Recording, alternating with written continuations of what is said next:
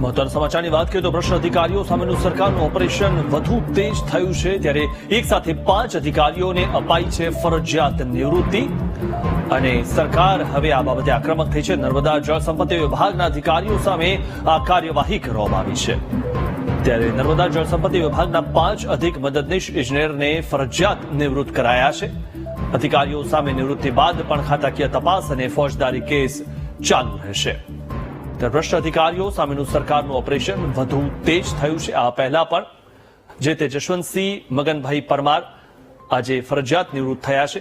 પ્રદીપભાઈ વજાભાઈ ડામોર તેમને પણ ફરજિયાત નિવૃત્ત કરવામાં આવ્યા છે। શૈલેષ પ્રભાતભાઈ દેસાઈ તેમને પણ ફરજિયાત નિવૃત્ત કરવામાં આવ્યા છે તથા બાબુભાઈ રામાભાઈ દેસાઈ તેમને પણ ફરજિયાત નિવૃત્ત કરવામાં આવ્યા છે। તો અરવિંદ ભીખુભાઈ મહાલા તેમને પણ ફરજિયાત નિવૃત્ત કરવામાં આવે છે। આ વિશે વધુ માહિતી મેળવી અમારા સંવાદદાતા મેહુલ દેસાઈ પાસેથી। મેહુલ, જે રીતે ફરજિયાત નિવૃત્ત કરવામાં આવ્યા છે આ 5 અધિકારીઓને, આવા તો હજુ ઘણા બધા ભ્રષ્ટ અધિકારીઓ છે અને તેમની એક બાદ એક વિકેટ પડી રહી છે, શું વધુ માહિતી?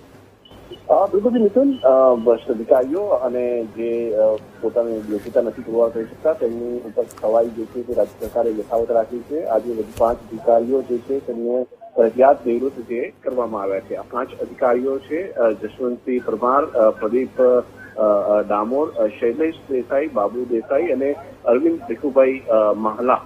5 અધિકારીઓની સામે કાર્યવાહી કરવામાં આવી છે। અધિકારીઓ જે છે તે નર્મદા અને જળ સંપત્તિ વિભાગના કાર્યરત હતા।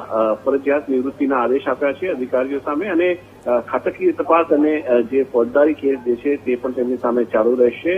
બિનકાર્યક્ષમતાના કારણે આ પગલાં જે છે તે ભરવામાં આવ્યા છે। તેમની સામેના જે આક્ષેપ હતા અને જે ફરિયાદો વિભાગને મળી હતી અથવા સરકારને મળી હતી અને જેમાં તપાસ જે છે તે હાથ ચાલી રહી છે તે પણ તપાસ તેમની યથાવત રહેશે। એક પછી એક જે અધિકારીઓ સામે પગલાં લેવાયા છે, અત્યાર સુધી લગભગ 25 થી વધુ આવા અધિકારીઓ છે તેમની સામે રાજ્ય સરકાર પગલાં લઈ ચૂકી છે અને તબક્કાવાર સમીક્ષા કરી અલગ અલગ વિભાગોમાંથી આ પ્રકારના જે અધિકારીઓ છે કે જે બિનકાર્યક્ષમ છે અને જેમની સામે આક્ષેપ તબક્કાવાર થતા આવ્યા છે તેમની સામે કાર્યવાહી કરવામાં આવશે।